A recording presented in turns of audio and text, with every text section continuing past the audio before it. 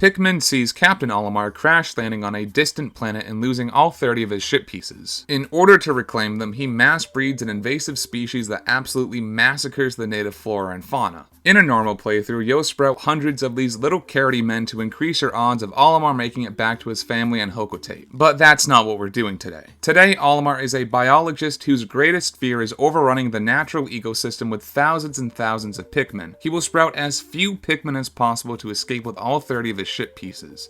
But how many is that? How many Pikmin does it take to beat Pikmin? The rules here are simple. We can only sprout as many Pikmin as are necessary to collect all 30 pieces of Olimar's ship. At the end of every day, the game informs us how many total Pikmin have been sprouted. We're trying to keep that number as low as possible. And while we're at it, we're going to ensure that none of our Pikmin die along the way, because with so few of them, the guilt of even a single Pikmin death would be overwhelming for Olimar. With that out of the way, let's bring Olimar home. After being shot out of the sky by a rogue meteor, Olimar awakens at the impact site. Fortunately, he finds his salvation 10 feet away in the form of the red onion. From it sprouts a lone red Pikmin. The rest of the first day plays out like it would in a casual playthrough, although you want to make sure you only sprout 20 of the possible 25 Pikmin that can be sprouted today. With the help of our 20 newfound friends, we obtain the first ship part, the engine, and blast into lower orbit, unlocking the Forest of Hope, our destination for day 2. The first thing on our agenda is to have our Pikmin pluck the grass by the dolphin and have as many of them as possible turn into flower Pikmin. Flower Pikmin run and work faster and can leave Pikmin sprouts behind when they die. That last bit isn't important for us as none of them will die, but the running and working faster is a godsend. After the nectar courses through their veins, they'll put their newfound strength to the test by destroying the southern wall of the base. Once they do that, we have Olimar sneak by the spotty bulborb and the Pikmin start working on the northern wall. While the Eternal Fuel Dynamo is a tempting prize to claim, it requires 40 Pikmin to carry, double what we currently have. We ignore it for now and have Olimar beat the 4 dwarf red bulborbs to death in a gruesome bout of fisticuffs. By the time we make it back to our faithful worker bees, they have just about felled their second wall of the day. We kill the dwarf red bulborb before it wakes its mother up and activate the yellow onion. After sprouting a few yellow Pikmin, we have them pick up the bomb rocks by the rock wall north of the yellow onion. Bomb rocks are going to be our main form of attack both today and tomorrow. With our limited number of Pikmin, we can't manage to attack spotty bulborbs without losing some of our Pikmin in the process. 2 bomb rocks, however, are just enough to kill them. We sprout 10 yellow Pikmin, and using the bomb rocks, kill the 2 spotty bulborbs, then destroy the rock wall north of the yellow onion. Then we have Olimar beat the dwarf red bulborbs and sheargrubs to death and have our red Pikmin carry the whimsical radar back to base. As they do so, we take care of the enemies and rock wall to the north of base. The red Pikmin make it back to the dolphin with the whimsical radar in tow, and the yellow Pikmin take care of the enemies by the Nova Blaster. We gather the red Pikmin and have everyone without a bomb rock work on the wall protecting the Nova Blaster while we blow up the wall protecting the extraordinary bolt. We use the remaining bomb rocks to finish the Nova Blaster wall right as the 10-second countdown begins. We blast off, having recovered our second ship part and increasing the number of sprouted Pikmin to 30. On day 3, we return to the Forest of Hope. After feeding our yellow Pikmin some nectar, we blow up the rock wall south of where the yellow onion was yesterday, kill everything in the area, then cheese the cardboard puzzle by carefully maneuvering like so. With the utmost of precision, we navigate across the isthmus and make our way to the burrowing Snagret. Like in a casual playthrough, we want to wait until the Snagret gets stuck before attacking.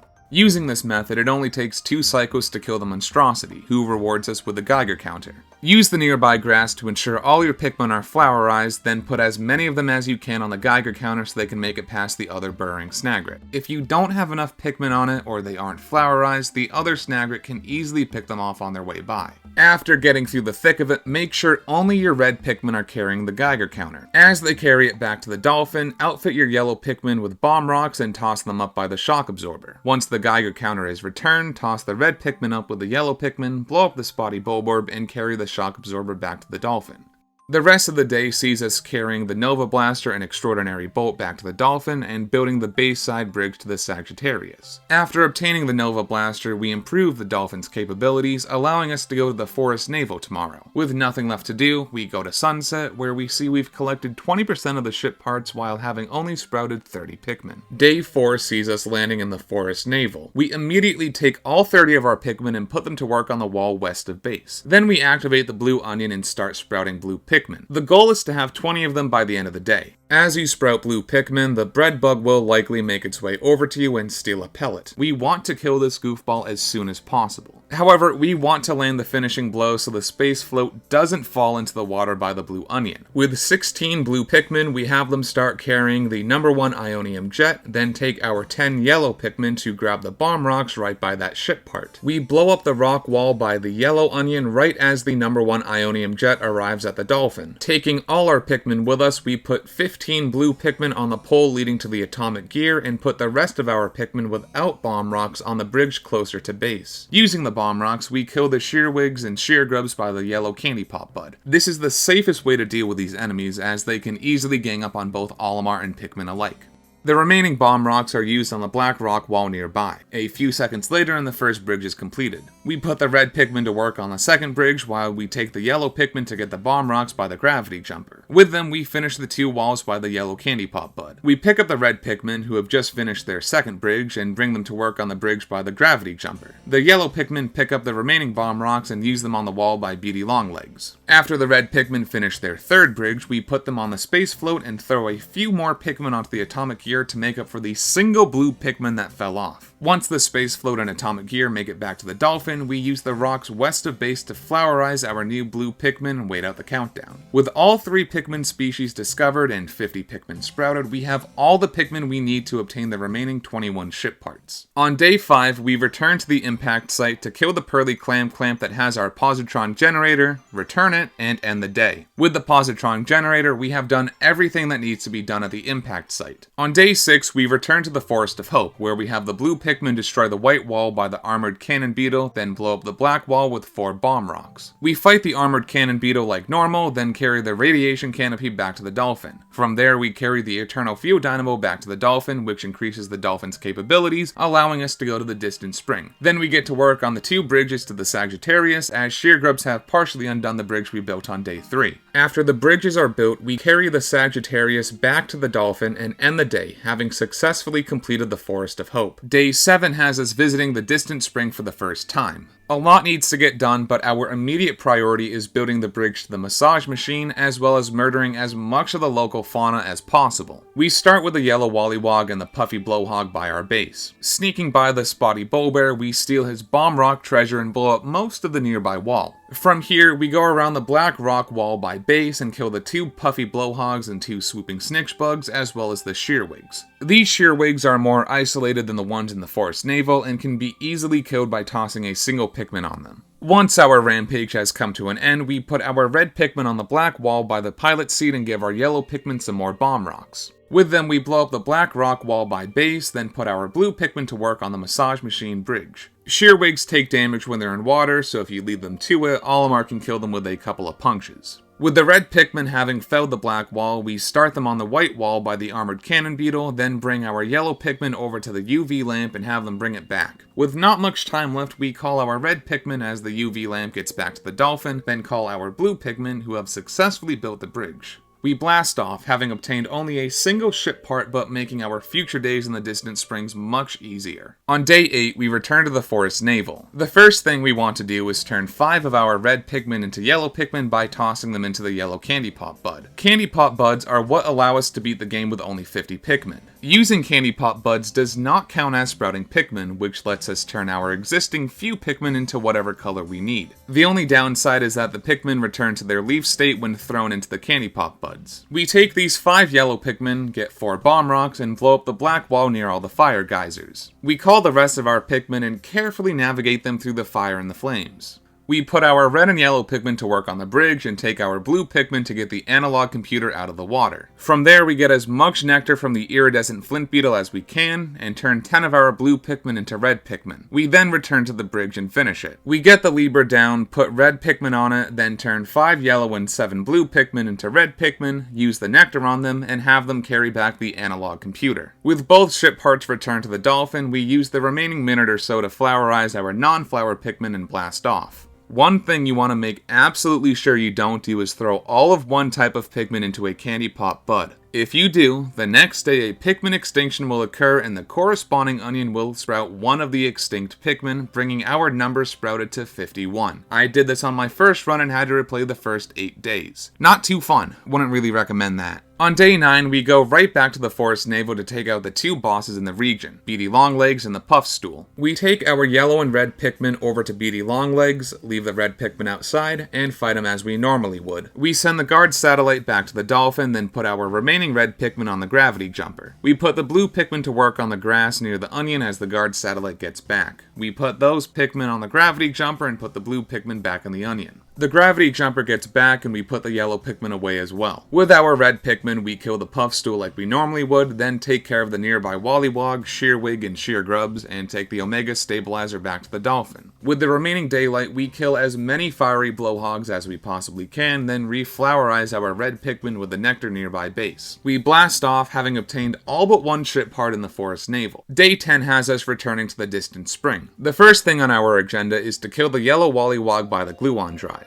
We then grab some bomb rocks and blow up the nearby rock wall as well as the white wall by the armored cannon beetle. After that, we take care of this yellow Wollywog and have our Pikmin work on the bridge by the armored cannon beetle. Once that is built, we take down the armored cannon beetle and carry the bowsprit back to the dolphin. You want to punch the spotty bullbears as the bowsprit is carried back so that they don't eat the Pikmin. With the bowsprit returned to the dolphin, we go over to the blue candy pop bud by the massage machine and turn 32 red Pikmin and 8 yellow Pikmin into blue Pikmin. With our 2 yellow, 5 red, and 23 blue Pikmin on the massage machine, we take our remaining 20 blue Pikmin to retrieve the repair-type boat. Once the massage machine gets back, we put some Pikmin on the grass and rocks near base to flowerize our 40 new blue Pikmin. The repair-type boat returns to the dolphin and the blue Pikmin gorge themselves on nectar. We put the 7 non-blue Pikmin on this bridge by the Gluon Drive, kill the Shearwigs, and put 18 of our Pikmin on the opposite bridge. With the remaining 25 blue Pikmin, we go and start carrying the pilot seat back to the dolphin. However, before long we have to call all our Pikmin. We blast off, having obtained 3 ship parts today. Day 11 has us finish up everything the Forest Navel has to offer. With Olimar distracting the 2 Wollywogs, we have our blue Pikmin carry the anti-dioxin filter back to the dolphin. With that back in our possession, we can immediately go to sunset as there's nothing left for us here. Day 12 is an absolute nightmare of a day. It took me over 20 attempts to get it right. We start by killing the puffy blowhog, one of the spotty bullbears, and the 2 swooping snitchbugs. Then we put our non-blue Pikmin on the Gluon Drive bridge and 13 of our blue Pikmin on the opposite bridge.